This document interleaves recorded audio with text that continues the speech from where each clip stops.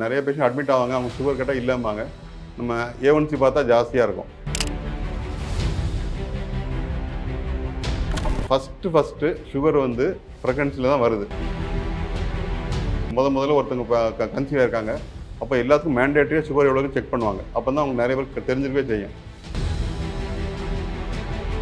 அம்மாவுக்கும் கொஞ்சம் பிரச்சனைகள் வருது, குழந்தைக்கும் பிரச்சனை வருது, 2 பேருக்குமே பிரச்சனை. வணக்கம், நான் டாக்டர் மாதவன், சிறப்பு பொது மருத்துவர் மற்றும் சர்க்கரை நோய் சிறப்பு நிபுணர், அருணா கார்டியாக், திருநெல்வேலி. இப்போ நம்ம ஜெஸ்டேஷனல் டயபெட்டிஸ், அதாவது கர்ப்ப காலத்தில் வர சுகரை பற்றி கொஞ்சம் பார்ப்போம். நிறைய பேருக்கு அவங்களுக்கு சுகர் இருந்துக்கும், ஆனால் அவங்க தெரியாமல் கூட இருக்கும். இப்போ நிறைய பேஷண்ட் அட்மிட் ஆவாங்க, அவங்க சுகர் கேட்டால் இல்லைம்பாங்க. நம்ம A1C பார்த்தா ஜாஸ்தியாக இருக்கும். அதாவது சுகர் வந்து இனிஷியல் பீரியடில் நம்ம கிளாசிக் சிம்டம்ஸ் சொல்லணும்ல, பாலிடிப்சியா, பாலிஃபேஜியா, அதாவது நிறைய தண்ணி தாகமாக இருக்கும், நிறைய யூரின் போயிட்டே இருக்கும், நிறைய சாப்பிட்டுட்டே இருப்பாங்க. அந்த சிம்டம்ஸ்லாம் இல்லாமல் நிறைய பேருக்கு கூட இருக்கும். அது இல்லாதனால சுகர் இல்லைன்னு சொல்ல முடியாது.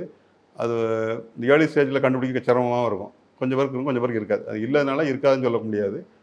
ஸோ அந்த மாதிரி பேஷண்ட்ஸ் வரும்போது நம்ம டயபெட்டிஸ் கண்டுபிடிக்கும். முதல்ல ஒருத்தவங்க கன்சீவ் இருக்காங்க, அப்போ எல்லாத்துக்கும் மேண்டேட்டரியாக சுகர் எவ்வளோன்னு செக் பண்ணுவாங்க. அப்போ தான் அவங்க நிறைய பேருக்கு தெரிஞ்சிருக்கவே செய்யும். இந்த ஜெஸ்டேஷன் டயபெட்டிஸ்ங்கிறது என்னென்னா, ஃபஸ்ட்டு சுகர் வந்து ப்ரெக்னன்சியில் தான் வருது. அதை வந்து க்ரைட்டீரியா எப்படி பார்த்தோன்னா, முதல் 20 வாரத்துக்கு கழிச்சு வரணும். முதல் 20 வீக்ஸில் வந்ததுன்னா அவங்க வந்து ஏற்கனவே இருந்த சுகரை இப்போ லேட்டாக கண்டுபிடிச்சிருக்கோம், அந்த மாதிரி மீனிங்கில் எடுத்துப்பாங்க. அவங்களுக்கு முதல்ல இருந்திருக்கும், தெரியாமல் கூட இருந்திருக்கலாம். நம்ம ப்ரெக்னன்சியில் கண்டிப்பாக செக் பண்ணும்போது அது சுகருக்கு தெரிஞ்சிருக்கும். அது ஒரு வகையாக இருக்கும். ரெண்டாவது வந்து புதுசாகவே சுகர் வந்து அவங்களுக்கு கன்சீவ் ஆன அப்புறம் தான் ஆரம்பிக்கவே செய்யுது. ஆனால் ஃபஸ்ட்டு ஸ்டார்ட் பண்ணும்போது அவர் A1C பார்க்குறாங்க, ஒரு 4.5 அந்த ரேஞ்ச் ஏதோ ஒன்று நம்பரில் இருக்குது. அப்போ கண்டிப்பாக டயபெட்டிஸ் இல்லை. அப்புறம் ஒரு எவ்ரி மந்த் 3 மந்த்ஸ் கழிச்சு அடுத்த மந்த்ஸ் கழிச்சு சைக்கிள் செக் பண்ணும்போது 20 வீக்ஸ் கழிச்சு 60 வீக் 20 வீக்ஸில் கழிக்கும் போது அவங்களுக்கு வந்து சுகர் ரைஸ் ஆரம்பிக்குது. இது வந்து ஜெஸ்டேஷன் டயபெட்டிஸ் சொல்கிறோம். இது வந்து 2 விஷயம் இருக்குது இதில். அம்மாவுக்கும் கொஞ்சம் பிரச்சனைகள் வருது, குழந்தைக்கும் பிரச்சனை வருது, 2 பேருக்குமே பிரச்சனை. இந்த ஜெஸ்டேஷன் டயபெட்டிஸ் வந்து யாருக்கு வரும்னா, அவங்க அம்மா இவங்க வயிற்றில் இருக்கும்போது, இந்த அம்மா இப்போ ஒரு அம்மா இருக்காங்களே, இந்த மதர் வந்து அவங்க அம்மா ப்ரெக்னெண்ட்டாக இருக்கும்போது அவங்க சிசுவாக உள்ளே இருந்து வயிற்றில் இருந்திருப்பாங்க. அதுலேயே வந்து இவங்களுக்கு ப்ராப்ளம் ஆரம்பிச்சிடும். அந்த சிசுவோட வளர்ச்சியிலேருந்தே அவங்களுக்கு செல்லோட பேன்கேஸும் டிசைன் பண்ணிட்டு ப்ரோக்ராம் பண்ணியிருக்குது. அது ஏன் அப்படின்னா, இது நம்ம ஜெனடிக்ஸ், நம்ம அதில் ரொம்ப உள்ளே போக வேண்டாம். ப்ளஸ் வந்து இவங்களுக்கு PCODன்னு நிறைய நோய் பெண்களுக்கு கேள்விப்பட்டிருக்கோம். PCODங்கிறது ஒரு நோய் இருக்குது. இது வந்து ஒரு பிட்யூட்டரி ஓவரியன் ஆக்சிஸ் நடுவில் ஒரு சிக்கல் இருக்குது. இதில் வந்து உங்களுக்கு வந்து இன்சுலின் ரெசிஸ்டன்ஸ் கூட்டிகிட்டே போகுது, ஃபேட் வந்து கூடும். நம்ம டைப் 2 டயபெட்டிஸ்க்கு ஃபேட்டு கூட தான் வந்து இன்சுலின் ரெசிஸ்டன்ஸ் மெயின் காரணம் பார்த்தோம். இந்த மாதிரி PCOD இருக்க பேஷண்ட்டுக்குமே பீரியட்ஸ் ரெகுலராக இருக்கும், 3 மந்த்ஸ் 4 மந்த்ஸ் வராமல் இருக்கும். அப்புறம் வந்து ஒரு 6 மாதம் கழிச்சு வரும். இந்த பீரியட்ஸ் இர்ரெகுலர் இருக்கவங்களுக்கு நிறைய பேர் PCODங்கிற ஒரு வியாதி இருக்குது. இந்த PCOD இருக்க பேஷண்ட்டுக்கு ஜெஸ்டேஷன் டயபெட்டிஸ் வர்றதுக்கு வாய்ப்பு கூட, அவங்களுக்கு டயபெட்டிஸ் வர்றதுக்கு வாய்ப்பு கூட, ஜெஸ்டேஷன் டயபெட்டிஸ் வர்றதுக்கு வாய்ப்பு கூட. இந்த ஜெஸ்டேஷன் டயபெட்டிஸ்க்கு வந்து கண்ட்ரோல் வந்து ரொம்ப ரொம்ப முக்கியம். அவங்கள வந்து நேரத்துக்கு உணவும் சாப்பிடணும், சுகரையும் ஏறவும் விடக்கூடாது. ஏன்னா நிறைய ப்ரெக்னென்ட் பேஷண்ட் வந்து நிறைய சாப்பிட முடியாது. அவங்க கர்ப்பப்பை வந்து வளர வளர வயிறு அமுக்கும். அதனால் கொஞ்சம் கொஞ்சமாக ஃப்ரீக்வெண்ட் மீல்ஸ் தான் சாப்பிட்டுப்பாங்க.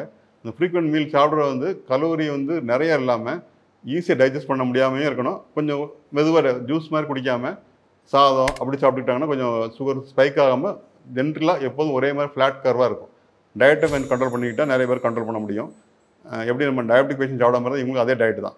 டயட்டையும் கண்ட்ரோல் பண்ணிவிட்டு அப்படி வர முடியாத ஸ்டேஜுக்கு கொஞ்சம் அமௌண்ட் இன்சுலின் போட்டுக்கலாம். சில மாத்திரைகள் கூட ஓகே மாதிரி இருக்குது.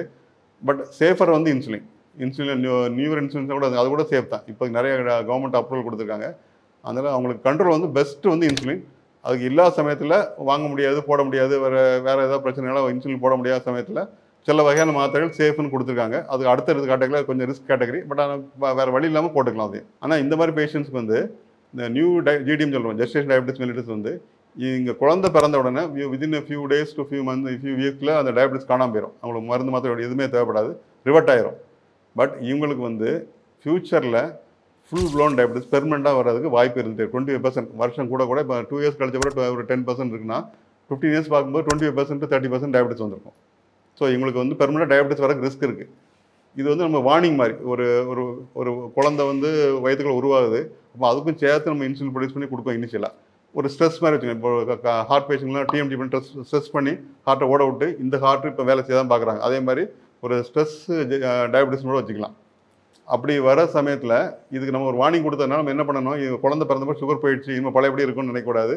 வெயிட்டை மெயின்டைன் பண்ணணும், ஃபிசிக்கல் ஆக்டிவிட்டி கரெக்டாக வச்சுக்கணும். டயபெட்டிக் பேஷண்ட் என்ன டயட் ஃபாலோ பண்ணுறாங்க அதே டயட்டை ஃபாலோ பண்ணாங்கன்னா உங்களுக்கு வராமல் தடுக்கிறதுக்கும் வாய்ப்பு இருக்குது.